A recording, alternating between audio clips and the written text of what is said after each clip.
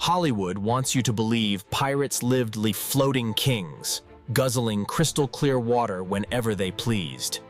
Here's the brutal reality that'll shatter that romantic fantasy about these legendary sea wolves completely. The ocean is essentially a blue desert, surrounding you with billions of gallons of liquid poison. One contaminated cask could doom an entire voyage faster than enemy cannon fire from Spanish ships, turning fearsome sea wolves into desperate, dying men fighting over the last drops of drinkable liquid. Thirst doesn't just make men uncomfortable. It makes them violently angry and ready for mutiny. When your tongue swells like leather and throat feels like sandpaper, survival becomes everything that matters. But pirates weren't just tough dance. They were clever, getting creative in ways impressing modern engineers. The foundation of survival was massive oak casks stored in the coolest, darkest ship parts below. These weren't just containers. They were the difference between life and death, floating in darkness.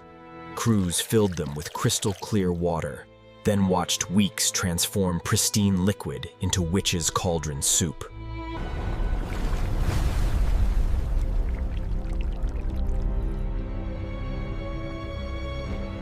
Wood tannins made everything taste like bitter tree bark mixed with rotting vegetation and despair. The dreaded Wiggler's Bunch. Mysterious white creatures. Tropical heat accelerated rot exponentially, while loose bungs invited contamination from every passing ocean wave. Within weeks, entire ships smelled like wet, rotting cellars where something had died and been forgotten. The question keeping captains awake wasn't about treasure. It was preventing liquid lifeline from turning deadly. When water supplies started going bad, pirates faced the choice between slow death by thirst or poisoning. They choked down stale, greenish water filled with floating creatures, masking taste with precious rum burns. Captains joked about worms being extra protein sent by Providence, but nobody laughed when lips cracked.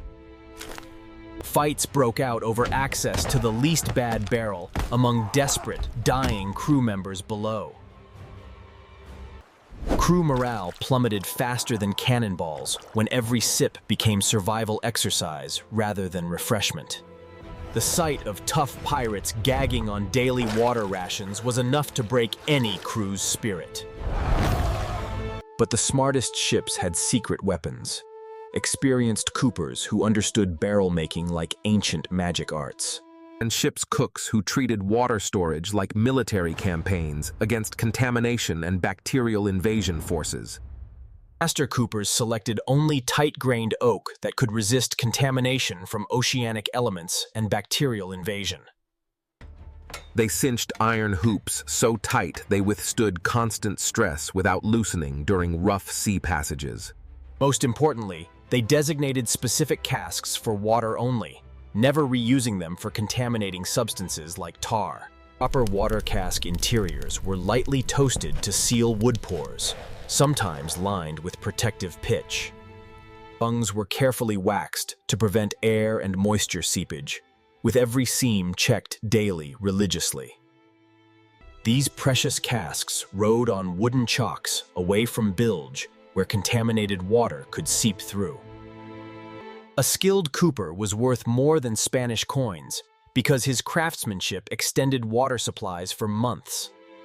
But even perfectly constructed wooden casks could turn sour without proper maintenance and treatment protocol systems. Smart crews turned water maintenance into daily ritual, as important as checking sails or watching for enemies. Before refilling empty casks, they scalded them with boiling seawater to kill bacteria and remove residue. Fresh water rinses removed salt and debris, followed by vinegar rinses cutting through slime and algae. Experienced crews fumigated empty casks with sulfur burns that killed microorganisms lurking in wooden crevices below. They added charcoal-filled cloth bags to sweeten water and absorb impurities, causing contamination and bad taste. When drawing stored water, smart crews always tapped above sediment lines, using cloth filters over spigots.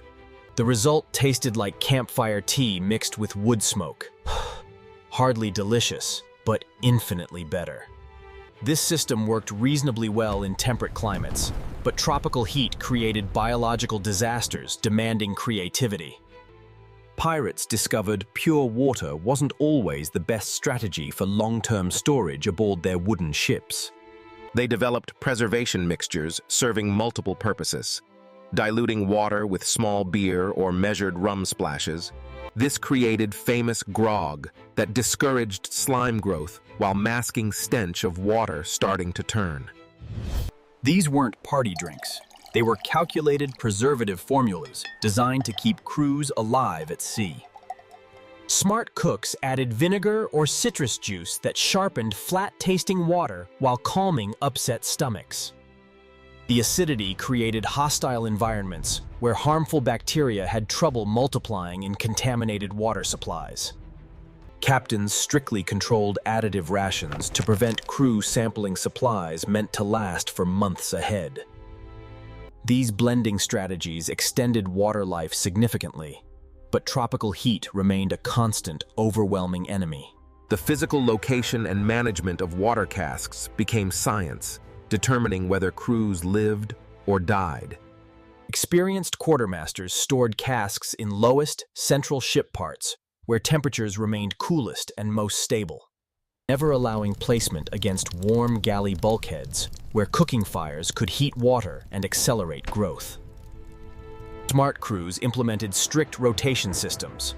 Oldest water used first, with chalk labels marking filling dates. Any barrel developing funky odors or suspicious tastes was immediately quarantined and marked emergency use only. The daily water muster became as important as other ship duties, checking every cask religiously. Crew members knocked on staves, sniffed bungs, and tasted samples to monitor quality and detect contamination. This disciplined approach bought precious days of drinkable water, but storms could undo months overnight. When tropical storms brought fresh rainwater blessings, smart crews had capture systems ready without contaminating supplies. They rigged elaborate canvas funnels channeling clean rainwater, but only after scrubbing collection surfaces thoroughly first. The key insight: never dump raw rainwater into partially used casks where it could shock ecosystems. Instead, they distributed fresh water across multiple containers to avoid overwhelming any single barrel's delicate balance. Successful rain collection transformed crew morale overnight, turning desperate men into hopeful sailors believing in survival.